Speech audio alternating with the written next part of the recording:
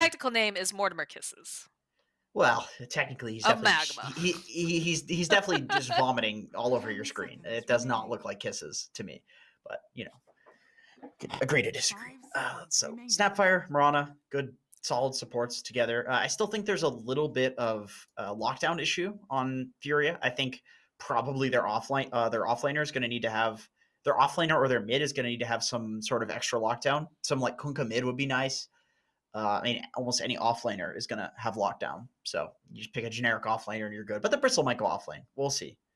Yeah, I don't know. They've been doing some different things lately for RDO. I think the last time I saw them, they ran a Spectre and then they also ran an Abaddon, uh, which isn't super common to see in that position one Huh. right now for this meta. But This seems like a garbage Undying game. I'm going to be honest. You're already against Snapfire Mirana, which counters the Phoenix Egg. And I mean, if something counters the Phoenix Egg, it counters the Tombstone as well. It's the same thing. It's just a certain number of hits that it takes. maybe just sapping strength away. I know Pi really likes this hero. He's picked it up a couple times now. I know he does, but it seems like a really bad. I mean, I feel like after the last game, C9 is probably just going to outskill Furia. Like it really seemed like C9 was on another level in the last game compared to how Furia was playing. Mhm. But I still am not a huge fan of the Undying pick. But maybe maybe he doesn't consider like the Tombstone to be important in this game. Maybe they just want to really secure the lane for Ace, and that's all they give a damn about. And they're confident that as long as they give Ace a good lane, which of course Undying is going to provide, this hero is like the best laner in Dota because of the strength steal from his Q. It's so difficult to lane against him. So maybe they just really value giving Ace like a fantastic lane. And against Mirana plus almost anything, an Undying will probably do well in lane. So So, all what's the right, next Furia, choice here? we need some stunner. Okay, well, there's their carry. Really, there's this Phoenix Egg and this Undying Tombstone are going to be borderline useless. There are 3 heroes on Furia that deal with all of these. You have Gyro who can flak off of them.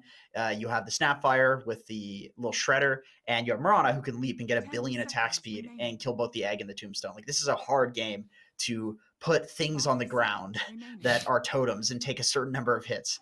It's it's rough out there. Anti-mage. Okay. Well, I mean, the lockdown is fairly light coming out from the side of Furia, so this is Now a they really possibility, need but disable. So I understand the Undying pick more now. I think they wanted the anti-mage at like the 3rd pick. right. They knew they wanted an AM. So in order to secure the AM's lane, they needed some extremely strong laner. You can't just pick some weak laner like Phoenix 5 or something like that and throw it with an AM. You're just going to feed that. That lane's going to be garbage. But some Undying, yeah, it's easy. What do you pick here if you're Furia? Okay. So I think it's a pretty solid Kunkka game. I do You really still think like the Kunkka? I still Because think that the is a Kunkka. Murdoch specialty. Yeah, exactly. I think Murdoch Kunkka would be really nice. I know that so they do have last pick on Fury, so you can see okay what's actually going mid. Do we need to counterpick? Can we counterpick? Can we get a good matchup that also happens to be getting that Kunkka of the game? Because Kunkka is really good against AM. It's really good against the Legion duel. You can Mhm. throw the boat and save somebody. Even against like the Phoenix Egg and the Undying Tombstone, you throw the boat and that gives you enough time to kill both of those things. Not that you really need that much time with this lineup because they have so many answers to it. But I do really like that. Then mainly that solves their lockdown issue while also giving them like a strong kind of beefy lane dominating hero. And it's also like you said, it's Murdoch's specialty, but it will depend on what C9 picks last.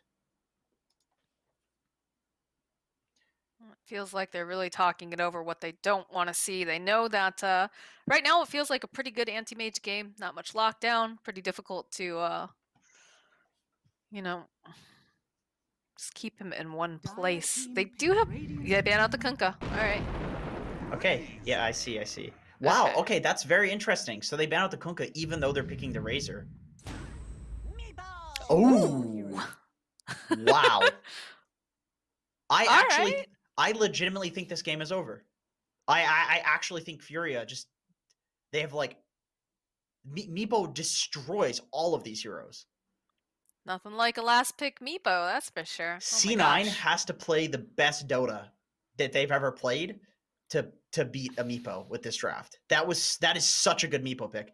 I consider this anti-mage Meepo matchup to be the single worst matchup that has ever existed in Dota history. Like, I legitimately think it's that bad. At every single timing where anti-mage is strong, Meepo is stronger.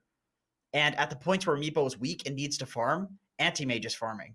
It is so bad. And I know Meepo players love to play against Razor as well, because you just suck one Meepo and it doesn't do anything. This is such a good Meepo pick. And do I even need to mention the fact that, of course, Meepo can kill the egg in the tombstone? I mean, he has 5 little guys. They kill in one hit, right? That's an easy counter. And with Legion, you're dueling one guy. There's 5 of these guys. How the hell do you deal with this? This is just an insane Meepo pick.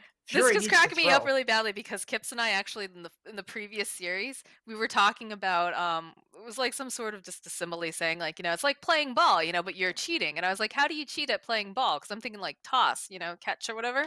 And she's like, you just bring more people. Like, name one game where if you just brought more people, you wouldn't be cheating. And then we get a Meepo pick where it's you know, it's perfect. It is absolutely perfect. So there are what did they zero do? answers. There are zero Can answers. they do anything, Jenkins? Like in terms of like laning stage to slow this guy down? So basically the only way to win this sort of game, I know it's different in competitive for sure, but in pubs, the only way to win this sort of game is to win every single lane. Like you basically need to win every lane. I don't think that's possible. I mean, I think it's possible with how C9 was playing last game. Like it seemed like they were on a. I do think like this is more. If this was C9 versus C9 and the one of the C9s had Meepo, I would say there's like a 99% chance that they win with this draft. But with FURIA C9 and how the last game was such a stomp, it's closer. But I'm still actually favoring FURIA just because it's such a good Meepo pick. Oh God, how could you not? Does RDO, is he a big Meepo player? I know that he plays a lot of Arc Warden, if I recall correctly. Okay, so he's always had the Meepo under his belt, but he doesn't bust it out very often. Yeah, more likely you're going to see the Arc Warden if he's going to be playing anything that has, you know, illusions or multiple. Another answer units. to this is to basically only pressure the Meepo. But the problem with doing that is that if you're doing that, then Meepo's team gets really huge. It's like there's so much pressure on you to deal with a Meepo when you draft it in a game like this that often, unless the other cores are, you know, have a heart attack at their keyboard and literally can't play and their parents have to sub in or something like that, they're going to get very farmed if there's enough pressure on the Meepo to stop the Meepo from farming. A lot of pressure on Eternal Envy to win this lane and to destroy. I do know though, Eternal Envy is a very solid player at figuring out how to beat these sort of cheesy lineups. Like it's almost like he refuses to lose to it. At least from my experience with him in pubs, he'll be like, okay, we need to go do this. We need to go Sentry Wardus camps. No, let's go, all 5. Anti-mage TP. You know what I mean? Like he'll even get like ridiculous heroes that you wouldn't think would normally be involved. Like this guy's really good at breaking the mold with traditional Dota, and that is absolutely what you have to do in this game. That is the understatement of the year. Yeah, so. But yeah, I'm interested. I'm also interested to see if this is going to make him stick around in lane longer, if he's going to try to rotate, put more pressure elsewhere. But Snaking's taking a lot of damage here from Murdoch already. It's going to be difficult for him. He does have tangos, but I think he's going to have to go all the way back. Murdoch is just not giving up. He wants this, but be able to secure the bounty rune. It's going to be an even split here. Big I'm interested to see what Envy's going to do to solve his Meepo problem. Envy does play a very aggressive Razor. I've seen him play this hero before against Broodmothers and these cheese picks, and he's very good at running around. I've seen him go like Blink Yules, things like that, and just absolutely pressure the hero that needs to be pressured. Let's take a little damage away from this Meepo for now. Yeah, RDO did not get a great block, so the lane is a little rough for him in the mid lane. Well, again, the name of the game is just to slow down this Meepo for now. And, pray that you get enough Ooh, time nice and, double. and slow them down so that way Ace can get big and start to be an issue here. But The sad thing is, I know I keep harping on this, but if Anti-Mage gets big, it doesn't even matter because the Meepo's such a good counter to it that if Anti-Mage is big, it's just more food for the Meepo. Like Anti-Mage is, I almost think you should put Anti-Mage support in a game like this. It's like, it's that bad. I know that sounds extreme, but we'll see. We'll see what I'm talking about. This matchup's not okay. well, we're gonna watch it one way or the other. We don't really have anything that we can say about it otherwise, so be interesting. Maybe, you know, maybe Cloud9, maybe they're just so next level.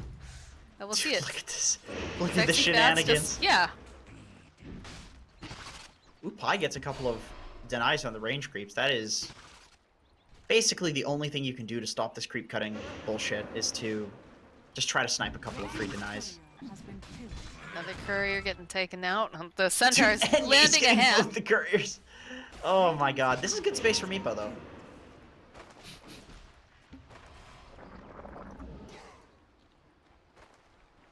Yeah, I mean, Anti-Mage's courier's dying as well. what is happening? Do lanes even exist anymore? What are lanes, Jenkins? Honestly, no. Honestly, no. I swear to God, I've been telling people for the past year to just cut waves if they suck at laning in like replay review and coaching. I just like, you don't need to play Dota anymore in the first 10 minutes. Oh, Pi. First blood getting thrown over to Sexy Fat. He's sitting at level 2, so is Miranda. He's just gonna die to the suicide. tower. He's happy. Love that. Really nice play. And Hiko can maybe double up the wave. He does not have resources though, so it is a little awkward what you choose to do right now. I'm interested to see. It looks like he's just taking one wave. Oh man, imagine if he brought this to Meepo. That would be next level for sure. I want to say this publicly. I want to be the so when people start doing it, I said it. All right. I think it's legitimate to do this and bring mid the waves as well, and just let your offlaner jungle. Like I don't see why there isn't just somebody jungling and you bring like an alchemist every single offlane wave. Like why doesn't that happen? You can do that. Do you start to suffer though the fact that you're not getting the? I mean, in the case of. All right. Well, there's another courier. Another one bites the dust. But does that then take away experience from your offlaner though? No, because the waves the entire time. You just pick like a natures and the offlaner jungles. That's what I'm thinking. Is it just too slow though? No, I don't think so. That's why you would pick like a fast jungler. And the problem is that like, okay, I'm bot lane. Duster looks like Murdoch is sitting very, very low. He's gotta be careful here. They'll be able to go get the kill on the Snapfire. Yeah, Murdoch was forced. He was burning from the fire spirits coming off of Snake King. He had to pop his fairy fire to get out. Honestly, if you're a FURIA, you're kind of okay with dying there just because Murdoch needs some resources for sure from base. So let the support die. Yeah, bring him over. Exactly. And delivery is the way of the future right now. It really is. I've ordered pizza like 13 times during the quarantine. I'm not even joking. I'm actually getting really fat. It's not good. You shouldn't be eating that much pizza, dude.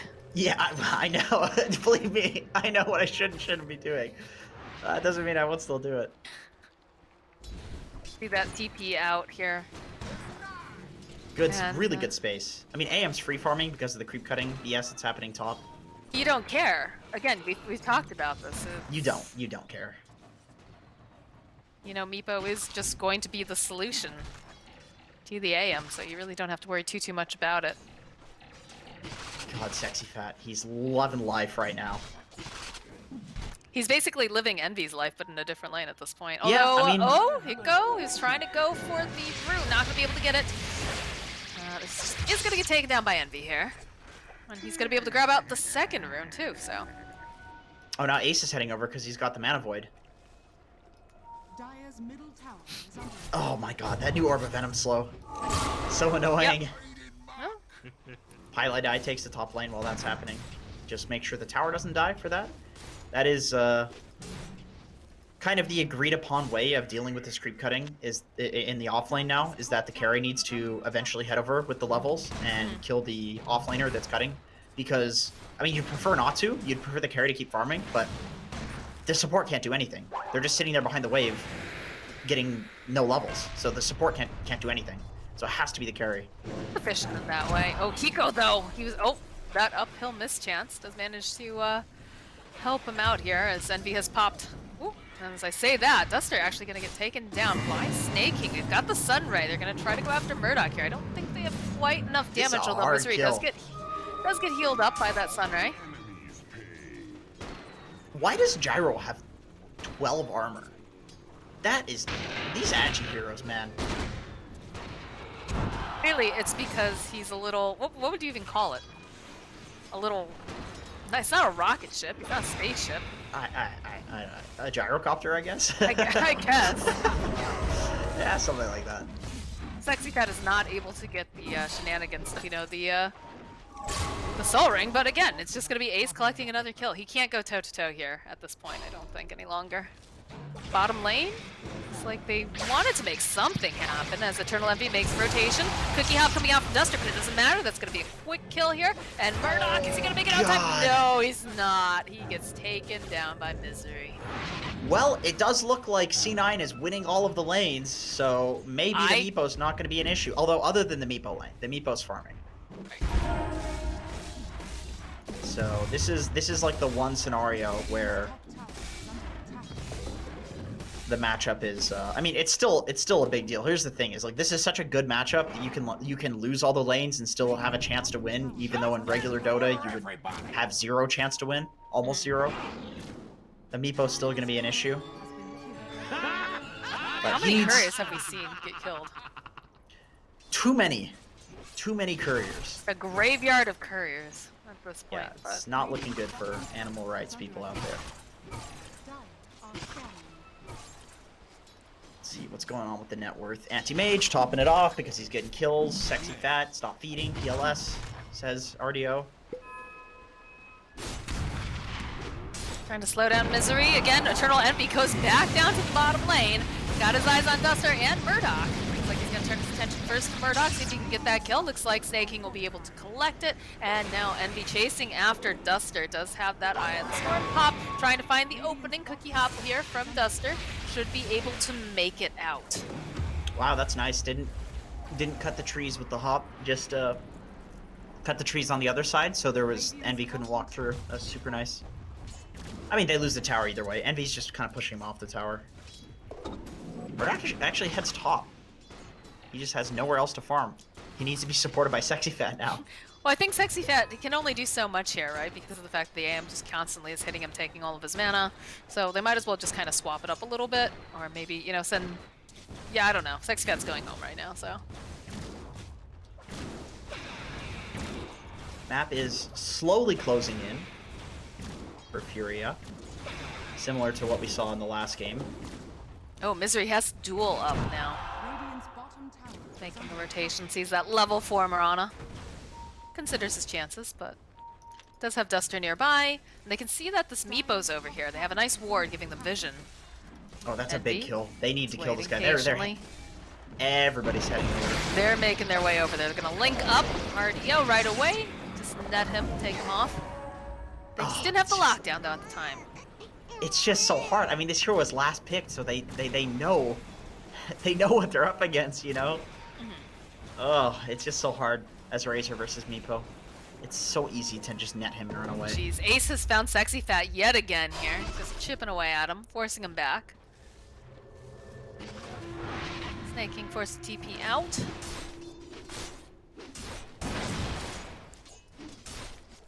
But it's interesting too because they're putting the pressure on RDO to make sure that he doesn't have, you know, the freest jungle to be able to just move around in. And I do like the way that Cloud9 is playing this. It's good. They're closing in the map, and this is kind of an issue, I would say, with picking. Well, I mean, it's just an issue. Ooh, oh, Mirana! Kiku barely just Cookie Hop double leap. That was pretty cool. But they run away. Eternal Envy is in the vicinity. He's looking for anything that he can make happen here. There's going to come a point where FURIA absolutely needs to fight. Now this Meepo, when do you get the second Meepo? Okay, he's almost got the second clone. That's a big spike for Meepo. When you have 2, it's pretty hard to fight. But with 3, I think even without the Ethereal Blade, he can probably show up he's got some good stats. He's got Wraith Bands, he's got Power Treads, and he does have his Ghost Scepter. So. They need the level 6 on Duster. Like, that's so much damage early on. And they're gonna go, they'll find an opening here on Sexy Fat. Nice arrow coming through, but it doesn't matter. They'll just take him out. This goes for the free tombstone. May as well. Might as well. We do have level 6 online now for Duster, so if he can get into some good positioning here, perhaps they can take this. Pie's just walking at him. He's debating a big little deal. bit. This flush golem does make you quite tanky. It does. Doesn't he? Top lane though, Envy is gonna get solo killed by RDO while all of these shenanigans are going on in the mid lane. Yeah, that's the problem here with this Meepo. So if C9 can keep playing together and they can continue taking these towers, then it's going to be only Meepo farming. There is not going to be space for a Gyrocopter and a Bristleback. Both of these heroes need to farm. They're used to farming fat stacks, and so is Meepo, but Meepo's the more important hero, so he's going to take precedence. So definitely FURIA, soon, they're going to need to do something as a team and get some kills and open this map up. They really desperately need this top tower. That's the big thing here. You can see too, if you take a look at Hiko, he's only sitting at level 4 because he's had to roam around so much. Yeah, that's rough. That's really rough. He's like, been because kind of just that's- given the waves to Sexy Fat every time, you know? It's just... Oh yeah, that makes sense. I'm really worried about FURIA. This looks the same as last game, where it seems like they're just kind of content with farming their little area, but this doesn't work in Dota. They need to make a move to this top tower. They pop the smoke over here. RDO. Misery does have a double damage. It feels like they want to fight, but they don't have everyone yet. Making their way over. Sunray's gonna get used. They're trying to fight over the stack. Ace is just taking a permanent residency here in the Radiant jungle. They're just watching them take it. Hard fight with the tombstone on the high ground. Very hard fight. True. FURIA, please take the top tower. Yeah, they're just God damn it. farming and dodging everything. Yeah, Maybe they're yeah. afraid of like the Power Ranger TP where all 5 of them just poured in, but That's okay though, because then it frees up the bot area. I think it's the same thing where they need to break the formation of C9. They need to. You need to do something to do that. You can't just be content with what the enemy team is giving you, because of course if they're a good team, they're not going to be giving you more than they're taking themselves. yeah, it definitely feels like they're setting the pace and making the rules, because Ace has not been forced out of this bottom area at all. They haven't been able to really capitalize on some of these objectives. Okay, Because they're Rodeo's playing bottom? Okay. RDO, I should say. It's not Rodeo. That's a different person. RDO is taking the top tower. That is what they need. So Misery's heading up to They try could to... Nice get a positioning from pick. Hiko. Really nice positioning from Hiko. Oh, they're actually going to go for Yeah, they're Misery gonna go here. for, they're looking for Misery, and that's not gonna quite connect here. There's gonna be the poof. Oh, he doesn't have a... Oh, Envy's on his way though. Envy's on his way, and so is Pi. They have to be a little careful. Just gonna go for the duel here on the Meepo. Nice arrow coming through. Will stun up Eternal Envy, and the Sunray's doing a decent amount of damage. Oh my gosh, they take out RDO. Sound strategy. Against this Legion Commander hero, you cannot miss 2 nets. You need to have 2 nets to kill him, because he's just going to purge one of them, and then you kill him with like the second and the third. So it's just a little aggressive for them to walk up into the high ground and try to take the outpost. I mean, it's not even close to the outpost timer anyway, so it's just kind of needlessly aggressive play, I think. But you know, I understand the frustration. They feel like the map is closing and they need to start doing some things. But I really think it's on the other heroes to do stuff. Meepo is just the win condition, so you just farm. And it looks like they are going to possibly smoke right now. Sexy Fat going up to the high ground. They drop the tombstone. Already you can see Mirana jumping up, leaping. She just melts. She does not exist any longer as they go and they drop down over here. They'll find the kill on Duster. Envy is stunned up, but that all just happened so quickly. Oh my god, Mirana just exploded. Now Misery. Looks like Meepo will join into the fight, but Blade Mail coming out here. RDO going off of the back lines. They've got the Sunrise. It's gonna be a dead Meepo. Cloud9. What? Buyback comes out from Meepo. Yeah, I don't know. He doesn't even have a TP. That's just a rage buyback. No, he started to TP towards the mid lane, I think. Did he? I thought I saw him like a 50-second cooldown. Oh god. I understand the tilt. Dota. I understand the tilt. It's like the freest Meepo game ever, and they're kind of getting outclassed. So I totally understand that they're maybe a little bit tilted right now. Well, it's like you Or said, you know, the having fun with draft it. is good, but they're not playing it the way that they need to be playing it. I think is the whole big issue.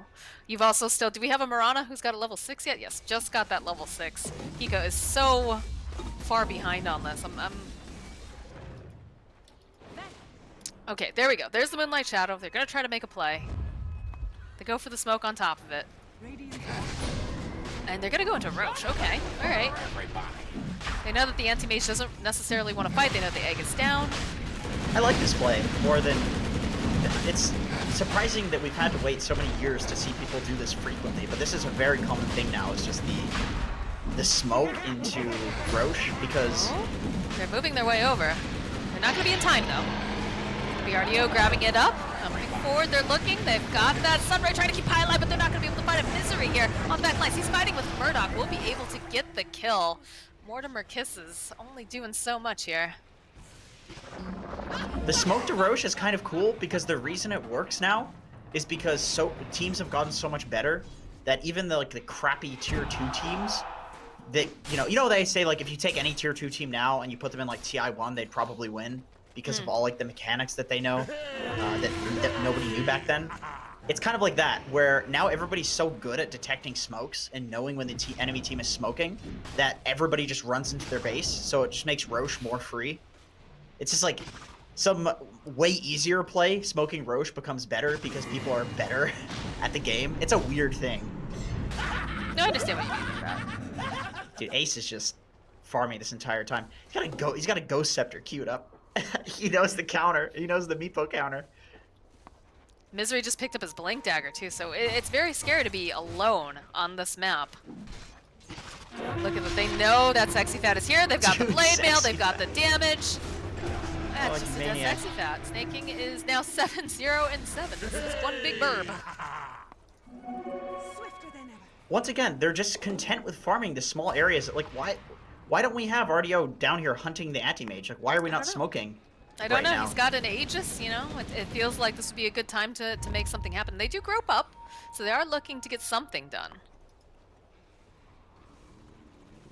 They're going for the ball. They're looking to kill the death ball of C9 instead of hunting the AM. Alright, Duster revealing himself. Cookie hops forward. There are 2 other supports though here, and they need to figure out what their target is because they're going all over the place right now. Moonlight Shadow, they go and they drop the sentry ward. They've got their eyes on Misery. This is coming out, should be able to take down Misery. The egg is going to be able to get popped, and Hiko will fall. Murdoch now, he needs to get away, and he's not going to be able to. That's a double kill now for Snaking. This burb is unstoppable. RDO, whoa, alright. He's got the Aegis, he wants to go back in. He does have Sexy Fat, but Sexy Fat is just getting all of his damage just drained from him. The buyback coming out now from Murdoch. What is happening? Alright, jump back in again. Murdoch joining the fray. The BKB coming out from Envy now. Snapfire is gonna buy back as well. Murdoch trying to hide the tree line. This Meepo, he's trying to just take down Snaking. He's gonna... No, he can't do it. Eternal Envy. He's just there. He's struck. Buyback even coming out again. What in the world is going on? Meu Deus. Something for everybody, I guess. Eternal Envy just chasing down Duster, walking his granny over here. I feel like they GG. Okay, yeah. Yeah, that's a GG. I was gonna say that's There's, the GG fight for after sure. all of those rage buybacks and just chain feeding, if Ace is in the bottom lane, just doing whatever the hell Ace wants. What is happening in these games? This is wild. EG losing in 15 minutes, calling GG, rage buybacks. We truly are in 2016 right now. Let's chalk it up to the quarantine madness, right? You know, the fact that we're all going out of our minds. Right. That was Cloud9 looked good lord. there, though.